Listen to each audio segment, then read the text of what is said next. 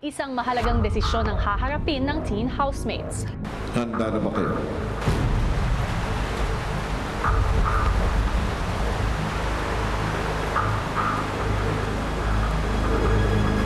Magsisimula na ngayon.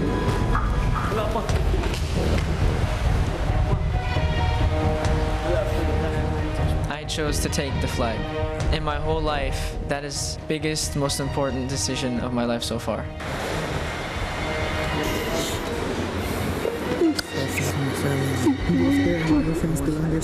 Simple lang naman.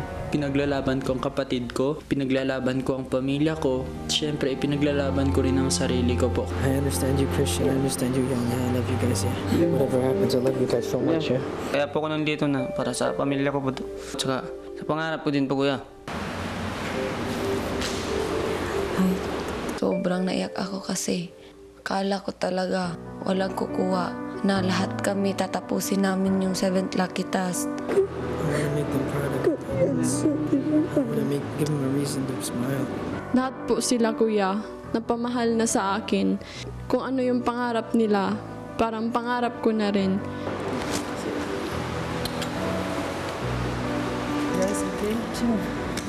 We love you. We love you, whatever happened. Good job, guys. It's my family. You guys got that right. Yeah. Because I love all you guys so damn much. Siguro isipin nila na iniwan namin sila, gano'n. Pero yun rin po ang rason bakit sila nandito para lumaban po para sa pamilya. 3 teen housemates ang may hawak ng flag. Nangangahulugan, silang 3 ang nakakuha ng slots para sa Big Jump Challenge. Congratulations sa inyo, Yong, Christian at Edward. Kasabay ng inyong desisyon ay ang isang kondisyon na kailangan niyong gawin mula sa sandaling ito. Hindi niyo na maaaring tulungan ang mga girls sa kanilang 7 lucky tasks sa maski anong paraan.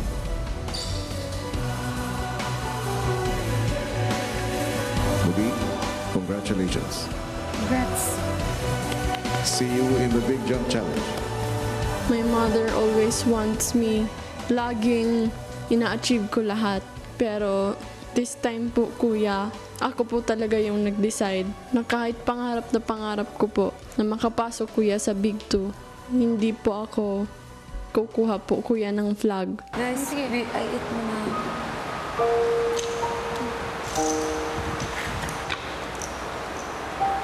They want it just as much as we do.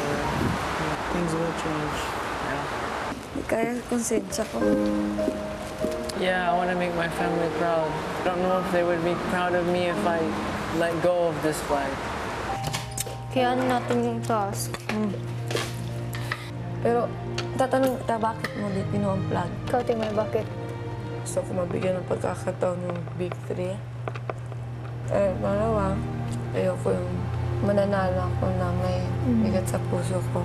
Different people have different perspectives. That's why we just need to be ourselves. Because this choice seems a little selfish. We all have dreams, we all have ambitions, and we all want to achieve them. Do we not? Yun nga, may pangarap nga ako, pero parang mas masarap sa pakiramdam na may natulungan kang matupad yung pangarap. Their decision was harder than mine because they chose to step back while we stepped forward. I think you should hold the flag, Edward. Guys, sakali man, hindi na magdedesisyon ng boys. Nagagawin natin lahat yung tower. Yung babae na lambot ng puso. Hi mga kapamilya! Be updated with the Pinoy Big Brother housemates by clicking the subscribe button and watch all the latest videos by clicking the I button above.